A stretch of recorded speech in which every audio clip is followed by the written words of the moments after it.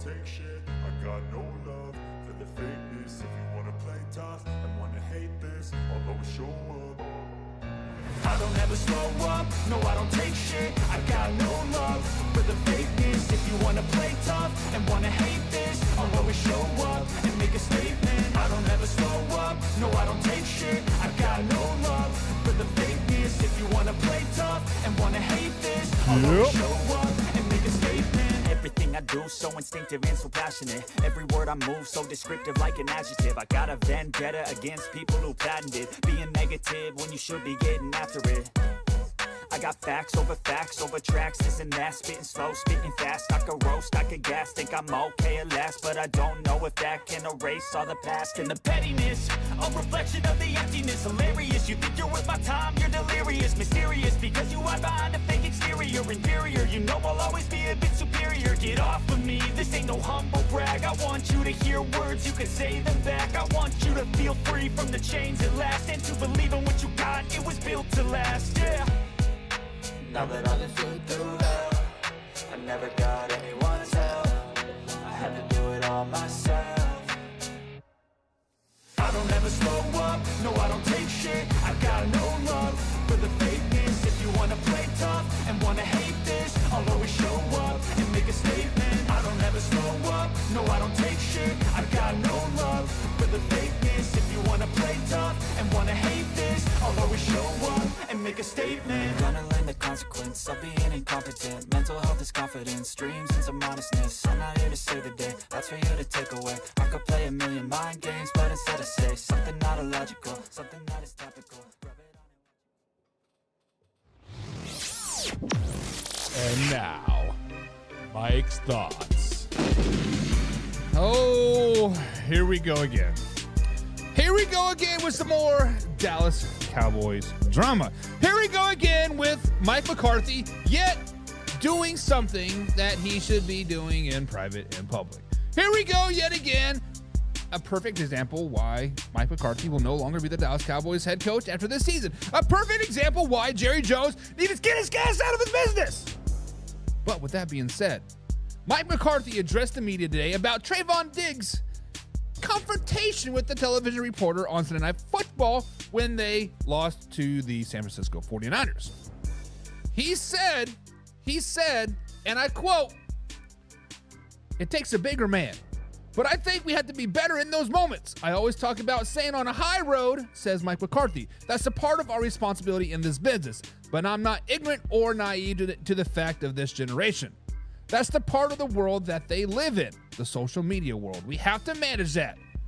That's a part of being a professional athlete. That's a part of representing your organizational property." With that being said, Mike McCarthy should have said that in public to reporters. He shouldn't even address the situation, said next question. He should have addressed that to Diggs in the locker room saying, you are stupid. This is a closed locker room situation going on in Dallas. They need to keep everything in-house. Dak needs to stay out of the media. CeeDee Lamb needs to stay out of the media. Travion Diggs needs to stay out of the media. Mike McCarthy needs to stay out of the media. I understand you guys got to do pressers every day or whatever, like after practice. I get it. But just be like beast mode. I'm here so I don't get fined. I'm here so I don't get fined. I'm here so I don't get fined. Stop giving us reasons to talk about you. Diggs, you're stupid for confronting a reporter like you did. Let's just call it how it is. That was stupid. That was stupid. That was S9, S10, S11, S12. But at the end of the day, we always got to talk about the Dallas Cowboys. Why? It is what it is. No Dallas Cowboys talk today. All Pittsburgh Steelers. Cue that intro. Are you ready for the best damn NFL show on the planet? Man Hour Nation, rise up. Yeah, hey, let's go. Hitting that gridiron, we going hard, we running the plays. You know the vibe, only the strong survive. Gotta keep your head in the game. Talking NFL, uncut, straight raw, steady bringing that sauce. We about to take off, get it hype. This man, our sport talk. Yeah, from the quarterback to the lineman, everybody bringing heat. You don't really wanna try them. Yeah. Hey, who gon' win? It's a battle of the giants. This show is the flyest. Nobody can deny it. This is Man Hour. Sport Talk. Man Hour. Sport Talk. What team you reppin'? We keep it interesting. Who caught another down? Who got that interception? This is Man Hour. Sport Talk. Man Hour. Sport Talk. What team you reppin'? We keep it interesting. Who caught another down? Who got that interception? Let's go. What is up, Man Hour Nation? Michael Buckhouse here with the Man Hour Show, the manhourradio.com. Check out the merchandise page. Check out the blog section. But most importantly, right now, hit that share button. If you're on Facebook, if you're on YouTube, wherever you're watching this, hit that share button. And bada bing, bada boom, share this with a couple friends. Share this with a couple friends, a couple colleagues, a couple brothers and sisters, wives, aunts, uncles, whatever. Share this. Go to Facebook, go to Twitter, share this live stream right now, because sharing is caring at the end of the day. Guys, we do got a great Tuesday show lined up for you today. We're going to talk about those mighty Pittsburgh Steelers. Can we start talking about them as the best team in the AFC? Can we start putting some respect on the Pittsburgh Steelers name? Answer that question is yes. We are going to be talking about the Pittsburgh Steelers a lot today. And then, of course, it is Overreaction Tuesday. And here on every Tuesday, we overreact or underreact to some statements that have been out there on the old interwebs. We are going to talk about the mighty New York Football Giants. Daniel Jones versus Brian Daboll. Who is going to come out on top? The San Francisco 49ers, CMC, he returned. Are they going to win the West? We'll talk about it. We'll talk about Jordan Love. Injured yet again. But did he get overpaid on those dollar bills, y'all? Let's revisit that. Let's rehash that out. The Texans been bit by the injury bug yet again. Stephon Diggs is potentially going to be out for Thursday. Does this mean they're going to miss the playoffs? Does this hurt their playoff chances moving forward? And then the Simpsons. That's right, the Simpsons. The Cowboys versus Bengals will be streamed via Simpsons on Monday Night Football. Are we excited about that? Are we excited about that? And of course, guys, we are bringing the newest segment here onto the Man Hour. It is going to be water cooler talk. So at the end of every show, for about the 15, 20 minutes, last part of the show, if you guys want to discuss anything, put it down in the comments and we'll discuss it. We will be talking about that. So it is Water Cooler Tuesday. And of course, if you want to talk about it, we're going to talk about it at the end of the show. But it's first come, first serve. Priority takes pigskin pundits, our priority, and then we got some top fans, our second priority, and then the rest of the people. So if you want to get your comment heard, become a pigskin pundit. Become a pigskin pundit like my man John Peoples is. Be like my man John Peoples and be an everydayer. Be like my man John and win yourself some NFL merch by getting some NFL pick'ems right. John was the Week 7 NFL pick'ems winner, and he got a team logo hoodie. Since he's a pigskin pundit, I said, hey, I already got you guys some t-shirts. I already got some hoodies. Let me get you a football hoodie. Let me get you your team's hoodie. John's got a Raiders hoodie on the way. It was actually on sale. It was like half price because nobody wants to buy Raiders stuff. But John, thank you for all your support. Who else we got in the chat here? We got my man Derek in the chat today as well. He says Jerry started it. Derek, you sound just like my boys, right? My boys last night were fighting, and it was getting they were getting some good blows in, right? I got a 4-year-old and a 6-year-old. The 6-year-old's kind of like, yeah, whatever it is what it is. But then the 4-year-old is like a little spider monkey. He'll go in headlock and start wailing on him, right? Pow, pow, pow, pow, pow. And Tripp's like, well, River started it. Oh man, it is. They started it, right? Jerry started it, so it's okay for me to react to it. Come on, man. Come on, slow it down, baby. You know that's not true. James Frank says, I'm just working out, listening to some rock out. Steelers ain't mighty. James, first of all, what are you rocking to? Are you rocking into some 80s classic rock? Are you listening to some 1970s smooth jazz? Are you listening to the old school gangster rap 2000s? DMX up in here. What are you rocking out to, James? Come on, man, but the Steelers ain't mighty? Come on, man. We ain't going to be talking about the Steelers. We going to be talking about it a lot today. Private Jose B32 is in the chat again today. What's up, Jose? Private Jose. He says, hi, brother, from the UK. Did you know I swallow cum daily? I like it. I like the pun there, Private Jose. I saw it. I read it. I just wanted to give you your props, right? I wanted to give you your joke. So you got your I swallow cum daily joke out there. Good job, man. But it's ice and then wallow, like you're wallowing around, and then come like you're coming to, and then daily, like the daily. But good job, man. Good joke. Good pun there. Good pun there. John says better than the Chiefs for sure. I'm sure. And James Frey says Steelers ain't shit, but I'm just being a hater. I'm being a hater. Mark D is in the chat. We got Power Ranking Show tonight, guys. 9 p.m. East Coast time. Come right here back to youtube.com, facebook.com/man hour. We got the Power Ranking Show with Mark D, Hoffy, and myself. And it says the show is early today. No, Mark. If you were on our broadcast channel, you would know that we're doing a full 2 hours now. Starting yesterday, we started at 1:30, went to 3:30. We're doing a full 2-hour show now for moving forward. And we're going to test the waters and see what happens, right? See what happens now. And James, thank you for the confirmation. But yeah, 2 full hours, man. Let's go. Pepe is in the chat today as well. He says, can you get a Raider hoodies at the Dollar Tree in Vegas? No. Actually, you cannot, Pepe. I went to Vegas looking for a Raiders hoodie because I wanted to wear one because I was expecting to be wrong about the Raiders, right? And, I was paying my bets, getting ready. You cannot find a Raiders hoodie anywhere at the Dollar Tree in Vegas. They're like, we don't even want that junk in our store. They might be boxes in Dollar General on General still. James is at work. Man, be safe out there. Be safe out there in the old grinds, man. Rob is in the chat and says, barely beat a terrible Giants team, missing both starting tackles and a linebacker. Nothing to be very proud of in the Pittsburgh Steelers. Next to Carolina, the worst team in football are the New York Giants. Man, Rob is like coming out pew, pew, pew right off the bat here, man. He's saying the Steelers are just shit. Man, we'll be talking about the Steelers, man. Slow it down. We still got to welcome some people in the chat. We got my man Ant in the chat today as well. He was week 6 NFL Pick'em winners, right? He got a T-shirt. His T-shirt is in the mail. Was shipped today. Actually, I just got the confirmation. So, Ant, your shirt is on the way.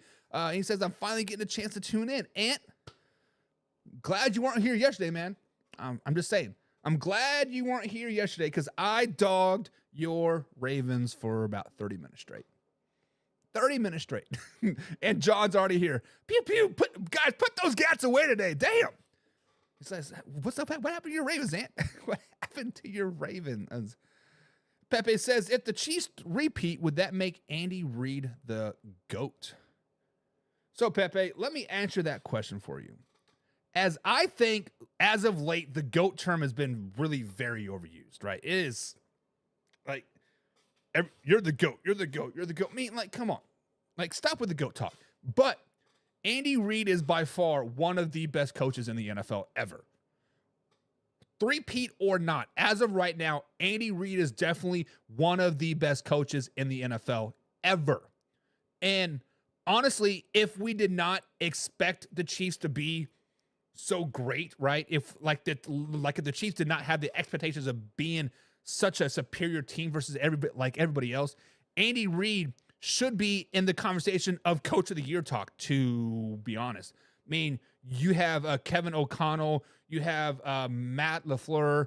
You could probably put who else should we put in that conversation, right?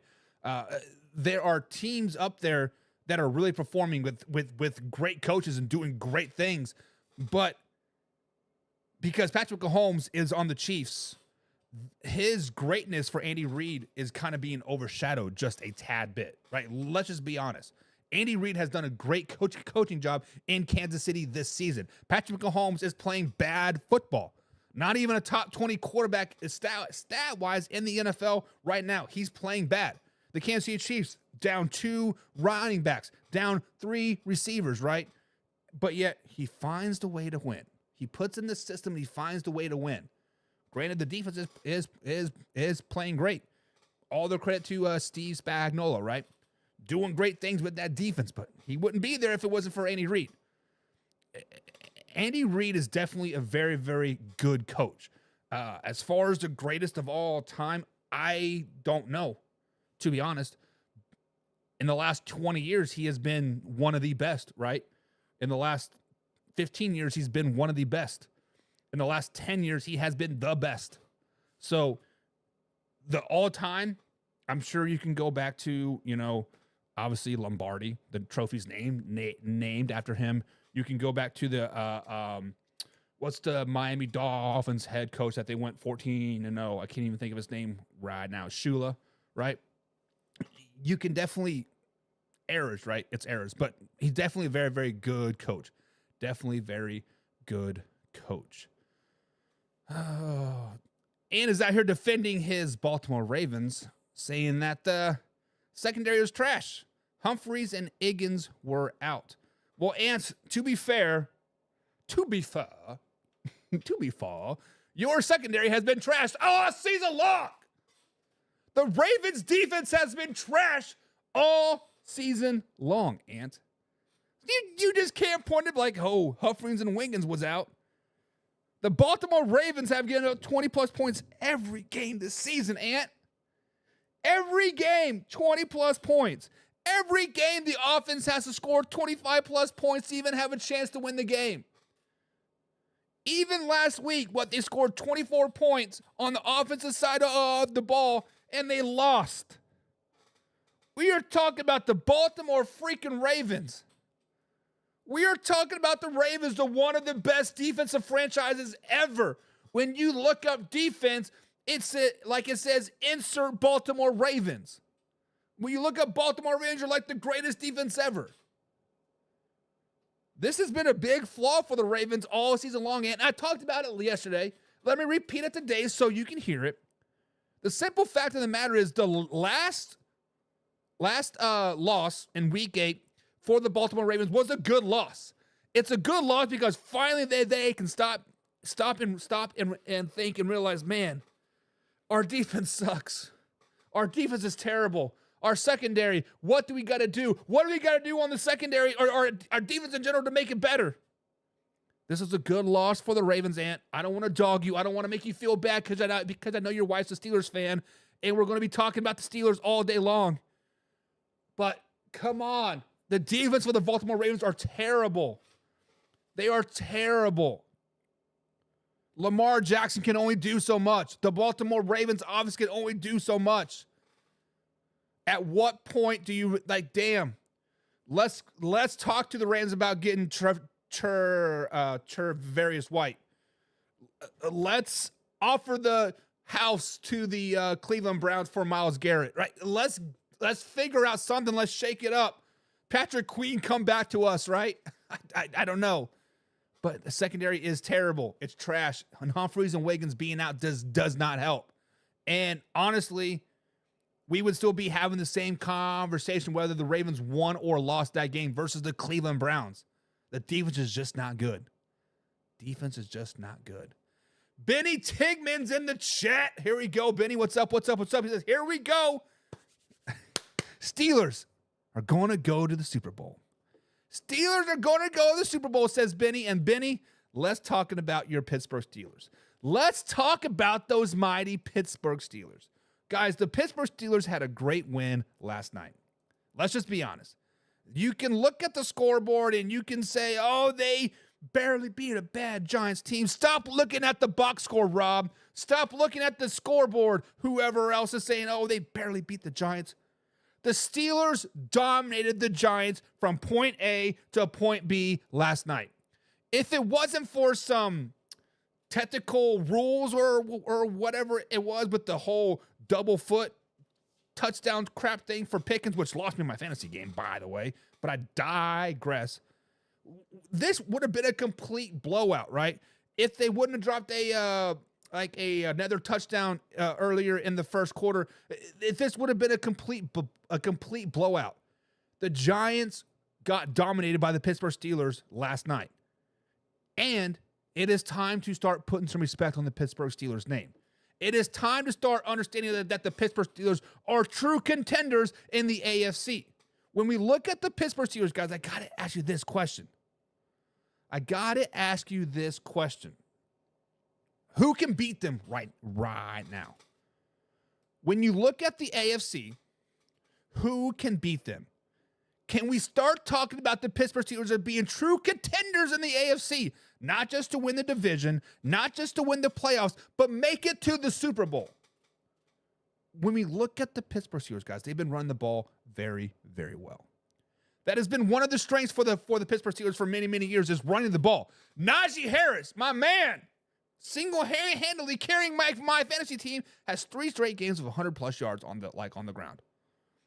Najee Harris, where have you been my whole life? The last 3 games, he is balling. He also is starting to break 10-yard runs at will. It can be 2nd and 3, and Najee Harris is like, you know what, coach? Give me the ball. I'm going to run 15 yards just because I can. That is what the Pittsburgh Steelers are doing right now. And their defense. We talked about how bad the Ravens defense has been. Let's talk about how good the Pittsburgh Steelers defense has been. TJ Watt and Highsmith might be the best 1-2 punch front 4 duo in the NFL. Let me repeat that for you for the people in the back. TJ Watt and Highsmith might be the 1-2 defensive front 4 punch in the NFL. They literally changed the game last night with those back-to-back sacks on Daniel Jones. Highsmith with an incredible spin move. My God, that reminded me of Dwight Freeney back in the day, right? Totally embarrassed that left tackle. Said, get out of here, boy. Daniel Jones escapes. Boom, TJ Watt kicks in the door, says, nope, this is my sack. Very next play, Highsmith's like, you know what, TJ? You had your fun. Let me go get my fun, and got another sack. That made it like 3rd and 33 or whatever it was.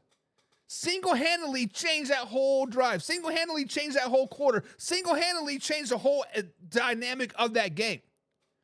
The Giants thought they had a chance there for like a little bit, then boom, back-to-back sacks, game over. That is how you win championships. That is how you go to the Super Bowl. That is how you beat teams like the Baltimore Ravens and the Kansas City Chiefs and the Buffalo Bills. Guys, it is start to put some respect on their name. It is start to talk about them as contenders in the AFC. Now, I understand the AFC is pretty loaded. Let me rephrase that. The AFC is pretty top loaded. And there are some teams that are playing some really good football right now. Baltimore Ravens, as much as we dog them, they're playing really good football still. Kansas City Chiefs playing decent football. Not great football, but decent. A team you really don't want to play in the playoffs. Let's just be honest. Buffalo Bills will continue to get better and better and better again. Houston Texans, we'll be talking about them coming up here in about an hour. They are a team that you don't want to mess with either. So when we look at the AFC, guys, the Pittsburgh Steelers clearly are contenders. I clearly think they have the potential to make it to the Super Bowl. But let me ask you guys this question. Can they? Can they legitimately beat a team like the Buffalo Bills in the playoffs? Can they legitimately beat a team like the Baltimore Ravens in the playoffs? We're not talking about regular season. We're talking about playoffs. Can they beat the Kansas City Chiefs in the playoffs? The Houston Texans. When we go down the order, I think they can beat the Buffalo Bills in the playoffs. Where's Kevin when you need him? Ride those Buffalo Bills, Kevin, because they're not going to get past the Pittsburgh Steelers if they play in the playoffs. Baltimore Ravens. Pittsburgh Steelers are probably going to beat you in the playoffs as well. We all know Lamar Jackson shits the bed in the playoffs. 2 playoff wins is nothing to write home about. Russell Wilson's a Super Bowl winning quarterback. Then we look at the Houston Texans. To be determined. Kansas City Chiefs?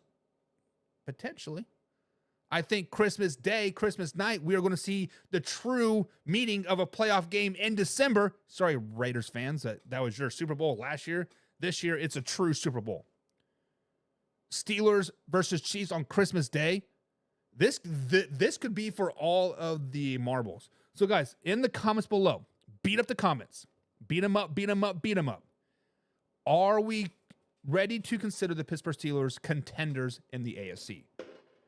When we say contenders, I'm talking about Super Bowl contenders. They're already contenders. They're fairly square left side of the market board as contenders. But are they Super Bowl contenders? Are they Super Bowl contenders? You guys really got a lot of comments in here, so let me scroll back up and let's see what you guys are saying, right? Talking about Andy Reid still, bada bing, bada boom. There's some Ravens fans. Plain Sharks, first time I've seen you in here. What's up, man? He says, it's time to fire the head coach of the Miami Dolphins, Mike McDaniels. Baltimore Ravens suck. 2, they lost to Cleveland. Let's talk about Mike McDaniels coming up. I'm talking about the Broncos. Tell me that's not perfect. Where are you guys? There we go. Mark D. John says, first thing, not yet. We cannot put the Pittsburgh Steelers as contenders yet. But they're getting better. They're getting better. They're improving. They're starting to be a cohesive group, right? So, John, let me ask you this question. You in particular, or anybody else can answer if you guys agree with John here. What do you need to see from the Pittsburgh Steelers to finally become believers in them? What do you need to see from the Pittsburgh Steelers that you can say, yes, they are finally Super Bowl contenders? I have faith that they can make the Super Bowl. What do you need to see? What I would like to see is them go out and just dominate a game from start to finish on offensive side of the ball, defensive side of the ball, and special teams. Yes, they are doing good things right now. Yes, they are doing a lot of good things on special teams and defense, but the offense is improving. But I want to see the offense catch up to the defense, and then I would be 100% sold. Like, yes, they can beat the Chiefs. Yes, they can beat the Houston Texans, right? But what do you guys think? Mark D says Pittsburgh will be one and done in the playoffs. Not so fast, my man. Not so fast, baby. Because when we look at the Pittsburgh Steelers, let's say they win the AFC North. Let's say they win with like a 12, 13 game season. It'd probably be more like 11, but let's just say in theory it is 11 or 12, right? Let's just say they are the second seed. At that particular point, if you are the second seed, you'll be playing the 7th seed in the AFC. When we look at the AFC, potentially could be the Denver Broncos. Potentially could be the LA Chargers. Potentially could be a team like the Indianapolis Colts. Let's think of some other AFC teams that could possibly sneak into the playoffs. Could it be, I don't know, shoot. Could it be a team like the Cincinnati Bengals? I'm just kind of throwing spaghetti at a wall. Hopefully something sticks.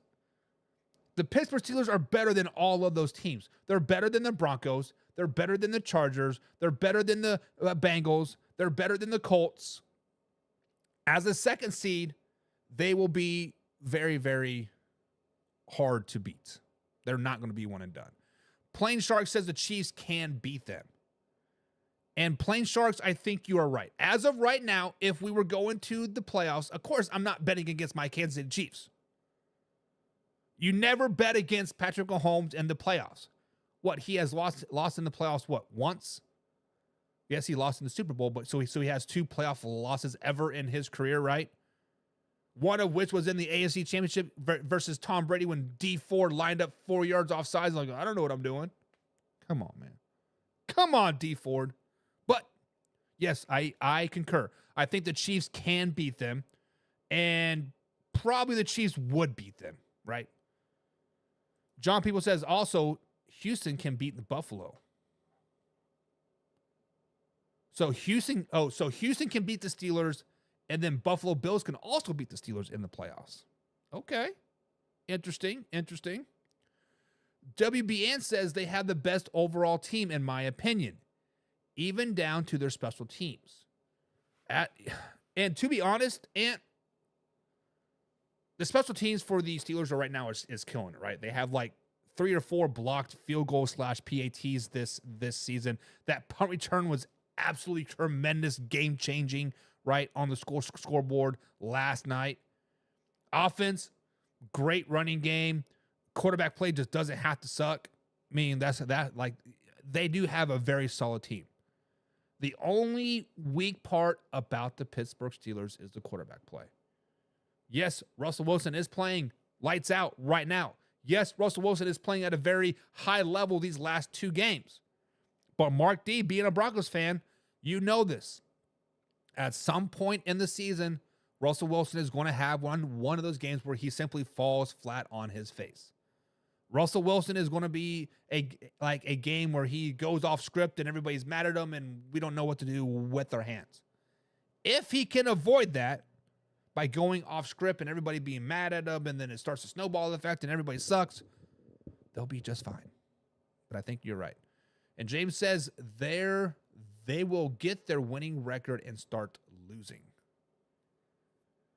They do got a pretty tough schedule, right? They do play the Ravens twice, the Browns twice, and the Bengals twice, plus the Chiefs and I think the Buffalo Bills as well. Like they do got a pretty tough schedule moving forward, 100%. That Najee Harris hurdle was crazy last night, dude. Exactly, it was crazy. And then the quarterback got benched. Like what is going on, right? Oh, Ant says him and Warren are a good deal. Rush just got to continue to play good, and Pickens is a hell of a receiver. Still hurts that my Ravens didn't draft him, but instead we drafted a damn pass rusher who got injured on his pro day. James says, hear me out, right? Every time I hear the word hear me out, I think of that girl's like, hear me out, right? Hear me out. Steelers in the Super Bowl. It's a game-winning drive by the Steelers down by 5. Steelers go on the 2-yard line, 4th and 1. Russell Wilson drops back to pass and ball is intercepted. Russ, don't ever hand it off to the big body receiver. Too soon, James. Too soon. John says he wants to see more unity and more consistency from the Steelers. Benny Tigman says the Steelers are made for December and playoff football. They are. Defense travels, right? Their offense travels, run the ball. Quarterback doesn't suck. They're definitely made for playoff football. And Plain Shark says better offense, but the problem is they still can't rely everything on Russ. They also need Justin Fields' help. I think Justin Fields is just fine on the bench. Plain Sharks. I think Justin Fields is find himself a little home on the bench. I think Justin Fields is perfectly happy learning underneath Russ right now, and I think we all owe an apology to Mike Tomlin. I think everybody on the world of social media, Facebook, Twitter, YouTube, people behind a microphone, people on radio shows, podcasts, ESPN, whoever you want to saw. I think everybody owes Mike Tomlin an apology because Mike Tomlin made a very, very tough choice 3 weeks ago. Mike Tomlin made such a big choice in the fact that everybody thought he was losing his mind. Mike Tomlin made a decision and I'm going to stand by it. And that decision was to sit Justin Fields and start Russell Wilson. Since then, the last 2 weeks, Russell Wilson has been balling out. He's pretty much elevated the Pittsburgh Steelers play. Consistently, the Pittsburgh Steelers are elevating in my power rankings each and every week. And you'll see this week, they elevated even more. Tune in at 9 o'clock tonight. But, guys, do we owe Mike Tomlin an apology? Or are we just hyping on him a little bit too early? Are we hyping up the Steelers a little too early? Or is it time to apologize to Mike T?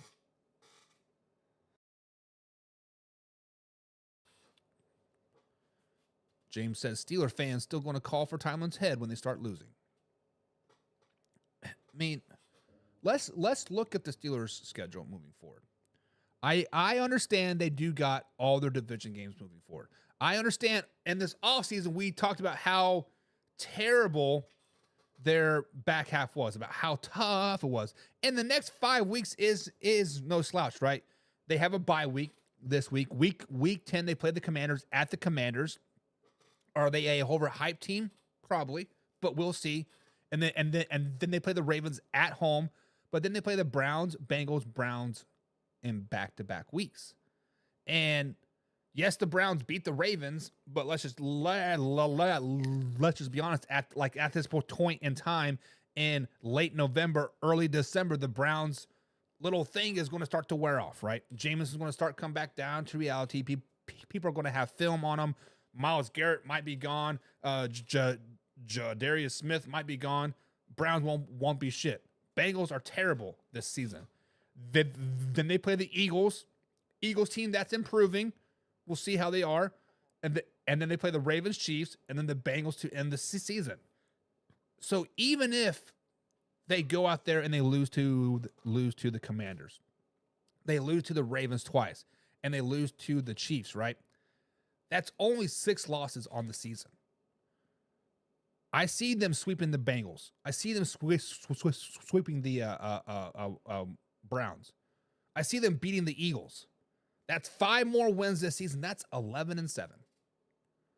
That 11-7 is probably good enough to win the AFC North at this particular point. I think it is. So, as they are hyping them too early, sure. But what is there not to be excited about? 3-0 start, wins over the Falcons, Broncos, Chargers, lost to the Colts, lost to the Cowboys, which is now a very, very bad loss. But then you beat the Raiders, Jets, and Giants, all decent teams. But I'm not for sure if we're overhyping them quite yet. John says, what happens if the game turned completely around and they lost? I think if they lost, I think Justin Fields would probably be right back in there, and Mike Tomlin would probably pull his best Obama impression and try to swing the narrative. I'm like, hey, we had to do what we had to do, right? It's all okay now. I'm in charge. I don't know. I don't know. Mark D says, Russ only beat the Giants, the Jets. Pittsburgh hasn't played anyone yet. You are not wrong. You are not wrong. You're not wrong. The Steelers played the Commanders next game. They do. And week 10, not week 9. They got a bye week this week. So, guys, I'm sorry, Mike T. I'm sorry. But, guys, this is a special time of day. This is a special time of day because every Tuesday we go scouring the old interwebs. We go scouring the old interwebs and we see what is going on out there. We see what people are talking about. We see what the people are saying, and we're seeing what the people are getting upset about. And with that being said, it is time for Overreaction Tuesday. So every Tuesday, guys, I go out there and scour the old interwebs. I pull out what people are saying. And I decide if it's an overreaction, like, hey, you're onto something, or if it's not a real reaction, like, you know what? You are right. So overreaction, like, hey, slow it down, baby. It's not that time to panic. We need to slow it down. But if it's not an overreaction, like, hey, you know, you might be onto something. But guys, on this beautiful Overreaction Tuesday, we're going to start we're going to start it with the New York Giants. We are going to start Overreaction Tuesday with the Giants. Obviously, guys, the Giants lost last night to the Pittsburgh Steelers. Daniel Jones was very upset with head coach Brian Daboll many times last night. You saw a lot of questionable calls. You saw a lot of frustration. You saw a lot of arguing going back and forth. And we saw it on Hard Knocks, right? Of how Brian Daboll and the general manager was actively trying to replace Daniel Jones. But as of right now, Daniel Jones is the starting quarterback. Brian Daboll is the head coach for the New York Giants. So, guys, let me ask you this question. Is it an overreaction if I say that Daniel Jones will be on the New York Giants next season and Brian Daboll is out? Brian Daboll has had a turmoil first 4 years in the New York Giants head coach. His first year, right, they went 9-7-1. They ultimately did win a wild card game over the Minnesota Vikings. Next couple seasons, they have had, double-digit losses. 16 losses, if I'm not mistaken. 18 losses. Not doing very, very good. So far this season, they're 2-6 now. One of the worst teams in the NFL. There's always been a little bit of bright points, a little bit of defense, a little bit of offense, a little bit of this, but and overall, he's been a pretty terrible head coach. Obviously, that first season success kind of led them to misbelief, like, hey, we have a decent team. This isn't a rebuild yet. But then we look at Daniel Jones.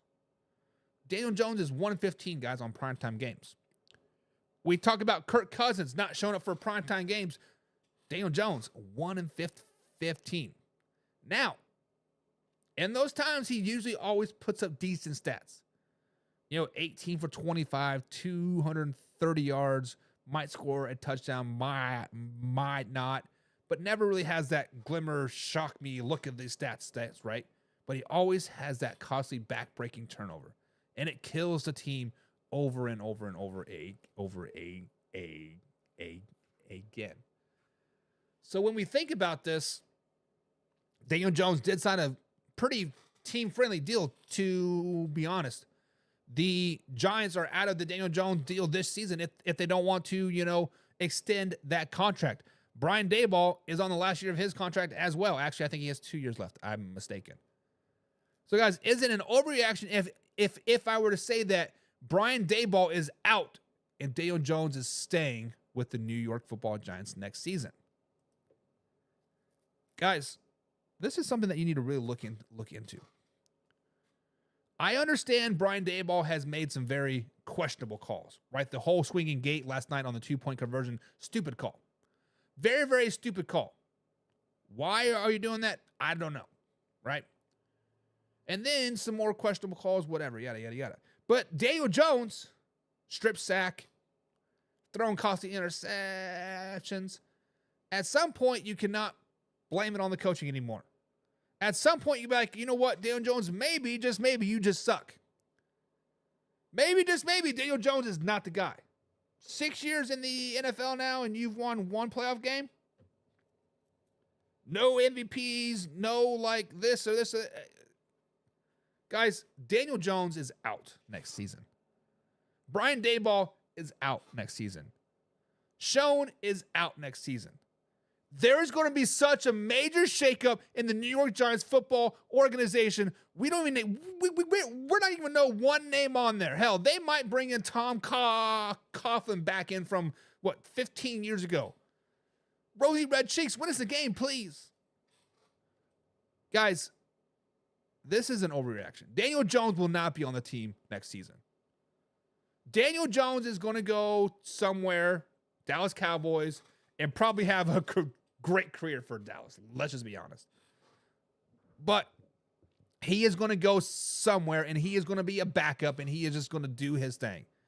And 10 years from now, starting quarterback, I don't know, is going to go down, insert Daniel Jones. Like, man, he's still in the league. But he's not going to be in a New York Giants uniform. Brian Daboll, going to be fired. He's going to go back, be an offensive coordinator somewhere. Or a coordinator in general. He is not going to be a head coach. He was never a very good head coach. Unfortunately, Giants fans, you guys are in misery for a long, long time. Hopefully, you can nail this draft. Get a quarterback. Get some defense coaching staff, a decent coaching staff, I should say, and exploit Malik Neighbors all you can. But Daniel Jones is out.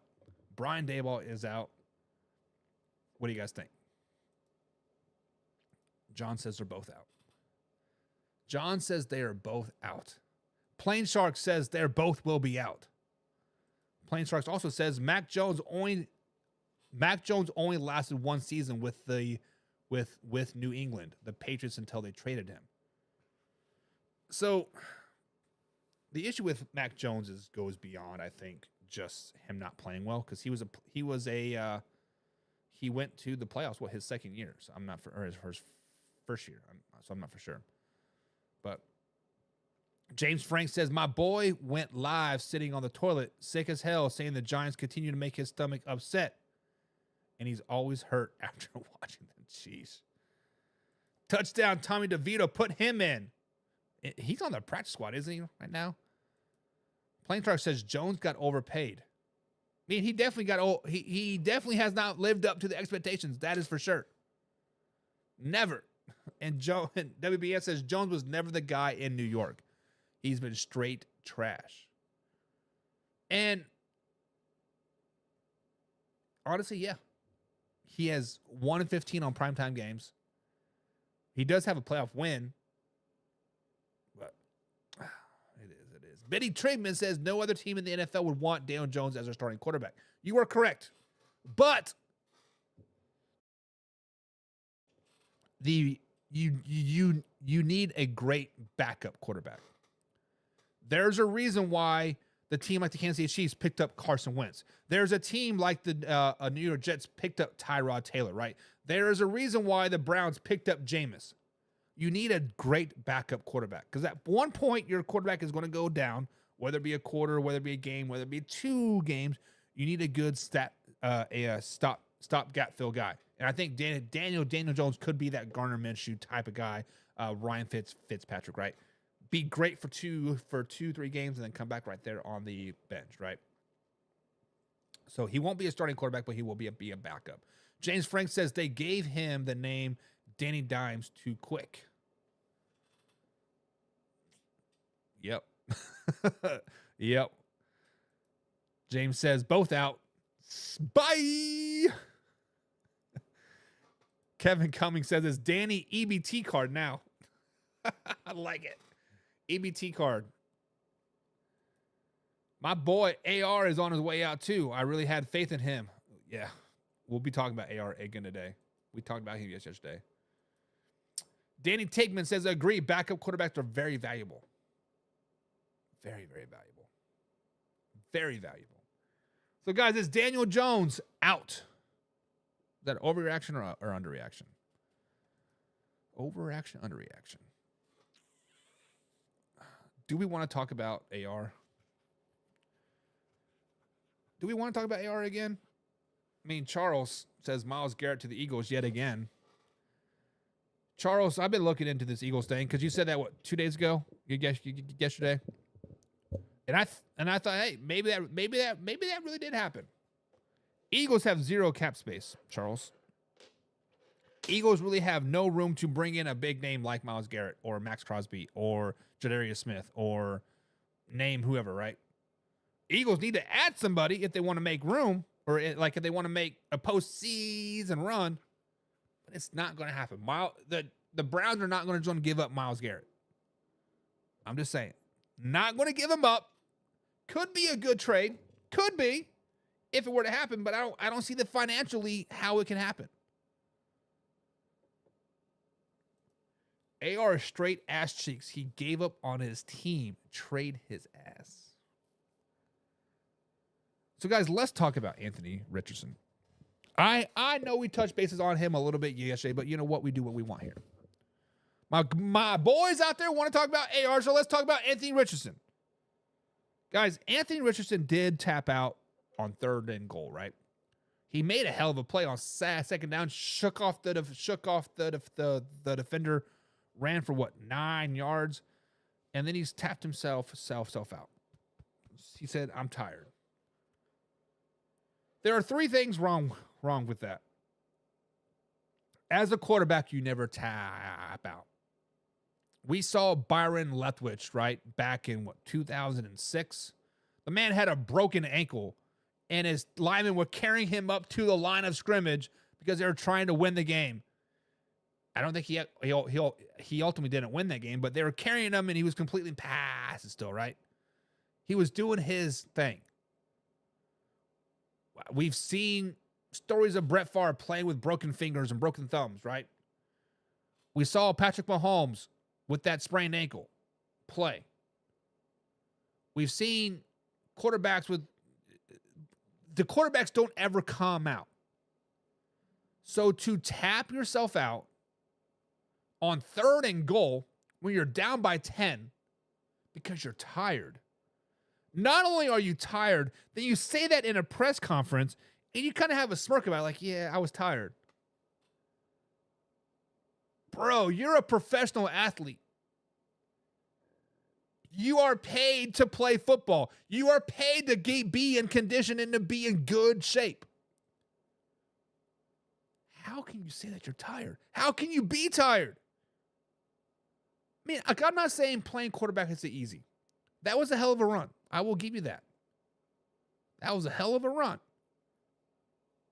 But to say you didn't even run that far. How are you tired? Even my middle school quarterback doesn't tap himself out if he's tired because he knows how important he is to our team. Once you come out, this guy's coming off the bench raw. I can't call a pass because I don't know if it if his arms warmed up. We can't go 2 or 3 because the cadence is like the offensive line isn't used to the cadence now. There are so many aspects to it like you're like, why? Now I understand that that defensive players get subbed out all the time. Coming from defensive linemen and linebackers, right? Hell, even last night, very critical time of the game, we saw TJ Watt and Highsmith both on the bench, right? It was 2nd and 20 or whatever.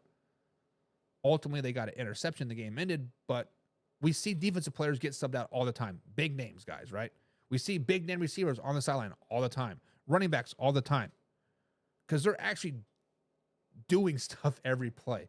Like I know I'm kind of downplaying the quarterback role right now, but the simple fact of the matter is that those guys are running hard each and every play. Anthony Richardson, how were you tired? Why would you tap yourself out? Not only did you prove to your teammates that you're a weak-minded individual, not only did you prove to the fan base that you do not take being a professional athlete seriously, not only did you prove to your coaching staff that I can't rely on you when it's nut crunch time, his career is over, guys. Let's just be honest. His career is over in Indy. There should be no reason why he's starting football next week when they play the Minnesota Vikings on Sunday Night Football. We should not see him on the field at all. We shouldn't. Shane Steichen actually come out and said we are evaluating everything about Anthony Richardson moving forward. AKA, we are running his ass into the dirt. AKA, we are tired of him being, oh, I'm hurt, I can't do this. Anthony Richardson, you are done. Kevin Cummings says, AR is a new Jamarcus Rebels. New Jamarcus Russell. Jamarcus Russell is definitely more than just a conditioning case. He was definitely a head case, right? Definitely a head case. Kevin Cummings says, trade AR. Start Flacco. Cut your losses. At this point, would a team even trade for him? To be honest, you just might simply have to cut your losses. Cut him and show him like, hey, you know what? It is what it is. John says, do you remember when Buck talked him up last season? I don't think I ever talked up AR. I was very confused of why the Colts drafted him, to be honest. And I knew he was a project, and I was confused of why they're starting him, to be honest. So I don't ever remember me talking up AR at all. Ever. Kevin says it's ironic when AR was drafted for his athleticism, and yet he got too tired.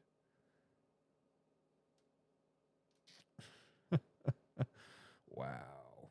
James says, LOL, my Browns just they picked up Cardarius Brickhands Tooney. Did they? Did they really pick him up? I don't know. But let's go back to Overreaction Tuesday here, guys. San Francisco 49ers. Huge win over the Dallas Cowboys on Sunday Night Football. Since then, they're going into their bye week into Week 9, and Coach Kyle Shanahan said that they have opened up the 21-day return window for Christian McCaffrey, and he could and should be ready for Week 10. Currently, the San Francisco 49ers are sitting at 4-4 on the season, sitting in second place in the NFC West. They're actually tied for first place if you go by records, but via tiebreaker, the Arizona Cardinals are in first place. So, guys, is it an overreaction if I say that the 49ers will win the NFC West?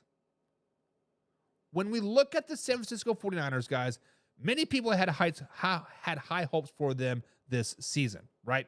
They had Brandon Ayuk's little contract issue. He was figured out. He is back on the field. He tore his ACL. Daboll has been a dog, right? He got injured with the ammonia. We saw him on Sunday. Definitely looked like he was a little bit slower, right? A little bit of not quite himself. He'll be back. CMC has yet to set foot on this field, but yet somehow they're still 4-4. They have wins over the Jets, the Patriots, the Seahawks, and the Cowboys. Losses to the Vikings, Rams, Cardinals, and the Kansas City Chiefs. Like I said, they're sitting at 4-4. CMC is set to be back by Week 10. Can they win the West? Potentially. But if you look at their games moving forward, it's pretty tough. They play the Buccaneers coming off the bye week. Then they play the Seahawks, a team that they beat earlier this season, but Seahawks are still a tough team. Then they play the Packers, the Bills, the Lions, the Cardinals again, which they've already lost. The San Francisco 49ers, guys, have no gimme games for the rest of the season. None. No games that you can walk over like, oh, that is an easy win. That's an easy win. They have to play each and every week. And if you think about this, since they acquired CMC back in 2022, they're 7-8 without CMC. And they're 22-5 with CMC. So, guys, is it an overreaction if I say that the San Francisco 49ers will win the NFC West? Guys, this is not an overreaction. This is not an overreaction because I think the San Francisco 49ers are still a pretty good team. The San Francisco 49ers will figure it out. If they get Christian McCaffrey back, even at 80%, he is still the best back in the NFL. Christian McCaffrey is the best running back in the NFL. It's simple as that. He is. And you add him to a quarterback like Brock Purdy that has kind of been struggling this year stat-wise, but still doing pretty good. The 49ers will figure themselves out. The defense will get healthy. The rest of the team will get healthy. I am not banking on the Arizona Cardinals. They are top of the NFC West right now, but slow it down, baby. Rams, could probably count them out as well. Seattle could be a good battle, but the 49ers own Seattle as of late. I don't think they've lost to them in like 6 years or something crazy just like that. They own them. Yes, the 49ers do have a tough schedule, but Bucs are injured. They'll beat the Seahawks. Packers never play good against the 49ers ever. Buffalo Bills, to be determined, right? Bears, that's a dub. Rams, that's a dub. Dolphins, that's a dub. Cardinals, that is a dub. Guys, the 49ers are going to win the NFC West. I know Jameson was all, oh, F the 49ers, they suck, they're terrible, whatever. And that is his team. But the 49ers guys are the real deal. They are the real deal, and Kyle Shanahan, as much as he sucks in close games, he is 0-40 when losing by 8 points or more in the fourth quarter, he's still a pretty decent coach. Still gets the team in the right position. Still has a really, really good system. 49ers will be okay. They're going to win 9 games, and they're going to win the NFC West. So, guys, is it an overreaction to say that the NFC or the 49ers will win the NFC West? Is it overreaction or not an overreaction? WES says the man is completing only 44% of his passes. That's all I needed to know right there. That's talking about Anthony Richardson. Anthony Richardson we're talking about there. Bang, bang, Niner gang, says Biddy. Bang, bang, Niner gang. Why do you guys say that? Like, me being a non-49er fan from the outside looking in, I mean, like, it sounds cool. Bang, bang, Niner gang, right? But why do you guys say that?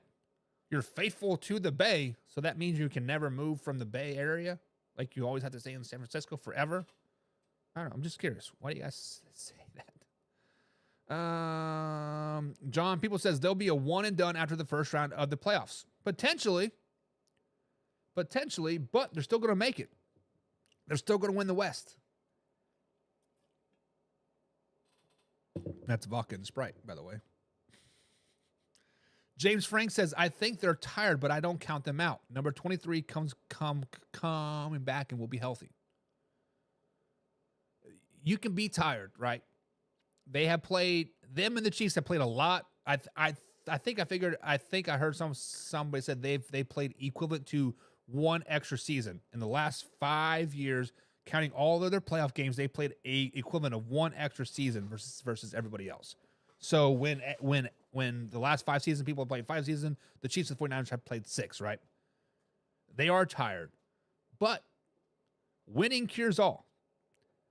When you are dog-ass tired like AR was, if they were up by 10, he probably wouldn't have tapped himself out. Winning, guys, is a very powerful tool. Winning is a great placebo effect. Winning is like, that don't hurt so bad. I'm not so tired, baby. Let's go. Yeah. CMC is back. It's nice. Benny says AFC is tough. The AFC West is tough, though. I think it means the NFC West. The NFC West is tough. My money is on the 49ers, but it ain't going to be no cake walk. And you're right, Benny. You are right. The Cardinals are still going to be a tough out, right? The Cardinals beat the 49ers earlier this season, and they're got a little bit of swag in them, got a little mojo, right? They went to Miami 1 o'clock on Sunday and beat them, right? They got a little bit of confidence in them. Rams starting to get healthy, starting to get the ball rolling a little bit, right? You can never sleep on the old Seahawks. Seahawks are a really, really good team. I had them number 10 in my power rankings last week. Spoiler alert, they're not there anymore. But yeah, it is tough. It is tough. Kevin says CMC is delaying the inevitable. He might be time to hang up his cleats. He has definitely had an injury-plagued season, right? And since he's come to the 49ers, he hasn't had really any injuries, but wear and tear on the body is tough, right? And I've never heard of Achilles tendonitis. And to have it in both legs, that sounds rough. That sounds like we're just waiting for them to tear. And double tearing of Achilles heels is no brainer, probably. I don't know. But you are probably right. Maybe after this season, he is hung up. Maybe. James Frank says, when I said tired, it's because every year they're consistently going deep in the playoffs. Exactly.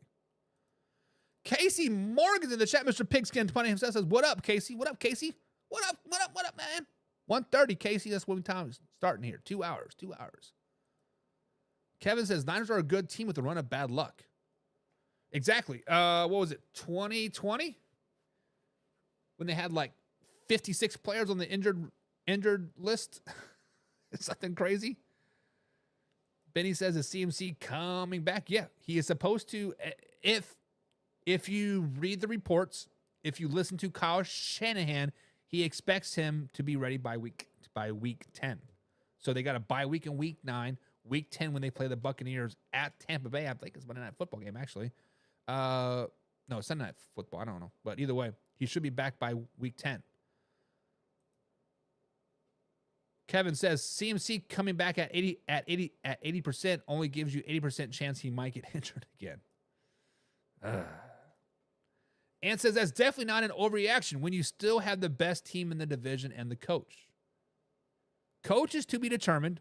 He's the best coach from the first quarter to the third quarter. The full game. Plain Shark says I will count the Seattle Seahawks out of the playoffs. Ooh. Ooh. Slow it down, Plain Sharks. Slow it down. Come on, man. The Seahawks are a good team. They are a good team, and they had a string of bad luck for 3 games there, but I don't know. We'll see. Who's going to Montgomery slow it down, baby? John is saying that David Montgomery is better than CMC. John is out here putting claims that CMC is not better than David Montgomery. John, I want you to turn your phone up for you here real quick. I got my phone here. Turn it up. Put it just like this. And I'm going to speak it to you really nice and slow in a nice, deep, very mellow voice for you. And I will tell you, John, that David Montgomery is not better than Christian McCaffrey. Christian McCaffrey is the best running back in the NFL. He is better than Saquon Barkley. He is better than David Montgomery. He is better than Jahmyr Gibbs, Bijan Robinson, Joe Mixon. The list goes on and on and on. Nobody is comparable to CMC. He is the best. Now, do not slow it down, baby. Because CMC is the best, John. Come on, baby. If Seattle can fight each other, how can they expect to win the game? I don't know. I don't know. 49ers, not an overreaction. Not an overreaction. Now, let's talk about the Green Bay Packers. Let's talk about the Green Bay Packers and Jordan Love. Jordan Love, guys, went down with a growing injury last week versus the Jacksonville Jaguars, and he escaped a serious injury yet again. This is the second time this season he has escaped a serious injury. Back in week 1, he suffered that knee sprain. It looked pretty bad. I'm not going to be playing for a long time. He did miss 2 weeks, but he did eventually come back. This offseason, Love signed a 4-year, $220 million deal. So, guys, based on Jordan Love play this season, is it an overreaction if I say that the Green Bay Packers overpaid for Jordan Love? So when you look at Jordan Love's stats this season, he has thrown for 1,547 yards this season. That is 19th in the NFL. He has, however, thrown 15 touchdowns. That is tied for 3rd in the NFL. Next up, his QBR, 55.6, which is 15th in the NFL going into week number 9. In 2023, he did have a pretty damn good season. Let's just be honest. 4,100 yards passing, which was 7th in the NFL. 32 touchdowns, which was 2nd in the NFL. So with that being said, when you look at other contracts across the NFL landscape, the highest paid quarterback in the NFL obviously is Dak Prescott with $60 million. Then you got Trevor Lawrence at $55 million a season, Joe Burrow at $55 million a season, then Jordan Love, $55 million a season. So technically he's the second highest paid quarterback in the NFL. So guys, is it an overreaction if I told you that the Green Bay Packers overpaid for Jordan Love? And guys, truth be told is the Green Bay Packers did not overpay for Jordan Love. They did not overpay for Jordan Love because you are paying them off of potential, not of what they've done, right? And if you truly think Jordan Love is your franchise quarterback moving forward, if you think Jordan Love is your guy, the man, the myth, the legend for the 10, 15 years and beyond, you got to pay him now. Because we see it time after time and time again. The next quarterback that is paid is your highest paid quarterback. Dak Prescott was only asking for like $30 million.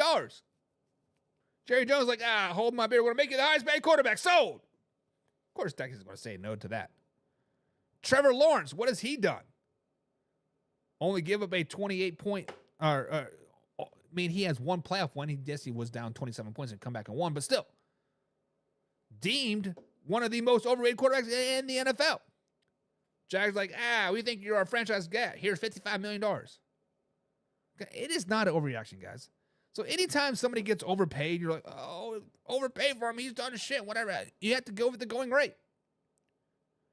Right now, I'm overpaying for gas. A lot. $3.29 a gallon. Gas to me is only worth 99 cents a gallon. But yeah, here we are paying 300% more than what I paid for it when I was 16 years old. It's just a going rate. So guys, stop it with Jordan Love. Stop. Yes, I understand he hasn't been put up all these flashy numbers. Yes, I understand he hasn't done a lot in the NFL. Yes, I understand he's only done this, whatever. But what happens when he does do it? What happens when he does win a Super Bowl? What happens when he does win a MVP? What happens when he, is no longer the second paid, highest paid quarterback in the NFL? Patrick Mahomes, arguably the best quarterback in our generation. Arguably the best quarterback in the NFL year after year after year. He's not even top 10 in salary ranges now. So it is what it is. He's not overpaid. James says, nope, it is not an overreaction. Nope. Says everybody. Everybody says not an overreaction. It's not an overreaction. Stop. Slow it down. Slow it down, baby. Kevin says, quit your bitching. Quit your bitching about your gas prices. That's cheap compared to up here, $3.49. Isn't it weird how we all can be like, so like gas prices is so fluid, right? We see it go up and down all the time. I believe it was Saturday. I'm like, oh, it's $2.99. I should get gas today. And now we went to go trick or treating, and we come back and like, oh shit, still haven't got gas, and now it's $3.29. Like, what is going on, right? But you can always see where people are from in the like in the world. Midwest, Kansas, Nebraska, Iowa, probably up to the Minnesota area, right? My mom and dad are paying like $2.15 a gallon. You go to Michigan, $4. You go to California, $7, right? You go to New York, $3.50. Just stupid. It's just stupid. And then Casey's like, yeah, I wish mine was $3.49. Casey's probably from like, I don't know where Casey's from. Let's say Philly, probably like $8 a gallon. Kevin says, I live in New York. Everything is more expensive here. Plain Struck says, I think they should have paid Jordan Love $180 million instead of the $220. Probably. Oh, man. Guys, it is time. It is time for water cooler time. It's time to gather around the water cooler and talk what you guys want to talk about. We've been going here for about 90 minutes here on the Man Hour. I got to get the kids off the bus here in about 10 minutes or so. So in the next 10 to 15 to 20 minutes, let's talk about whatever you guys want to talk about. Anything NFL football related or life in general. Let's just talk about it. So guys, bring up a comment in the section below, and we'll talk about your gas prices. We'll talk about how great Jahmyr Gibbs is. We will talk about how this, and this, and this. And Ant brings up the first thing of the day. Breaking news, the Baltimore Ravens just traded for Deontay Johnson. Is this true? Ant, is this true? Because Deontay Johnson was injured the last I knew for the Carolina Panthers. And Deontay Johnson, honestly, was probably one of the best receivers out there as far as value and life expectancy of a receiver, right? So if this is true, where would Deontay Johnson fit into that Baltimore Ravens scheme? Because I thought the Baltimore Ravens, honestly, their offense is okay, great per se, right? They have Zay Flowers. They have that great two-headed monster in the tied in with Mark Andrews and Isaiah Likely, Rashad Bateman. So really, if you add Deontay Johnson into that mix, he has to take Nelson Aguilar's spot, right? So Nelson Aguilar was arguably one of the X factor receivers of your team, and now all of a sudden Deontay Johnson is that guy. Can he be that guy? So obviously the Baltimore Ravens think they need offensive help. They think they're out there needing offensive help. They go out and they get Deontay Johnson. What'd they give up for Deontay Johnson? Was it a 5th round pick? Hopefully it wasn't even defensive players. Like, what'd they give up for Deontay Johnson? Because honestly, they need to go out there and probably consider getting Tre'Davious White or getting somebody to replace Patrick Queen that they still have not yet done.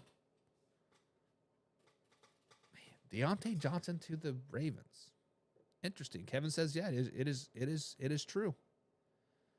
All right. I mean, if Kevin says it's true, it's got to be true.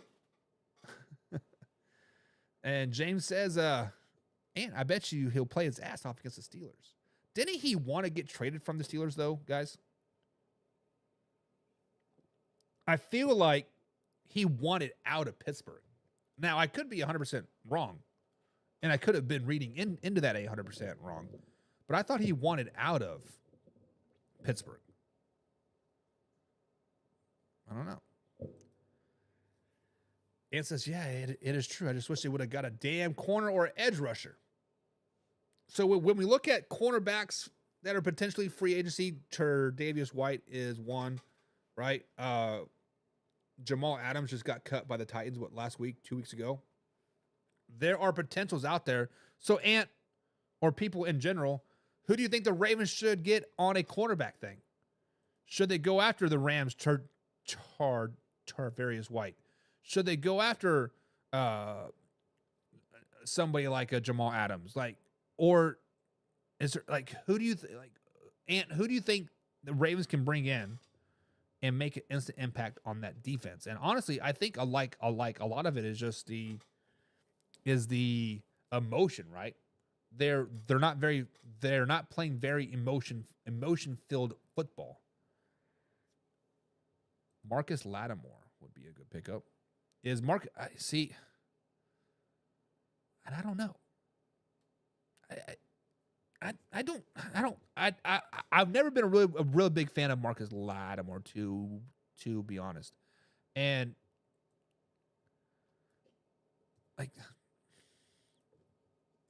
what makes him so compelling? What makes you say that? Yes, Marcus Lattimore is going to be that game changer. I mean, hell, he's been in the league for 10 years or so, 11 years. He has been there and for a while. I don't know. Plain Shark says Josh Unk. How do you say his name? Is it Unky? Has been traded to the Kansas City Chiefs for a 6th round pick. Yeah, I saw that yesterday. We actually posted right as the show got over, right, from yesterday.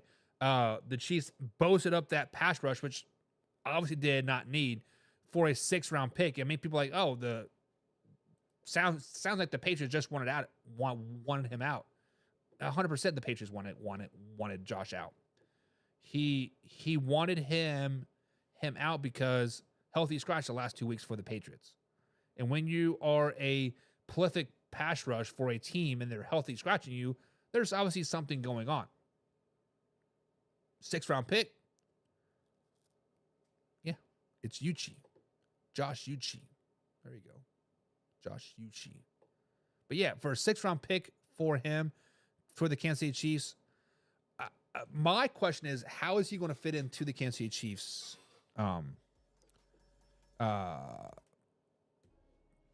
defense? Who is going to be the odd man out? Because you got George, you got Chris Jones, you got Dana, and Docky, is that you say his name? I'm curious of where he's going to fit in. Is he going to be a Pacific 3rd round or a 3rd down pass rush guy? I don't know. I'm worried about the Chiefs. I think they wasted that pick. You cheat. Say it like a French person. You che. You che.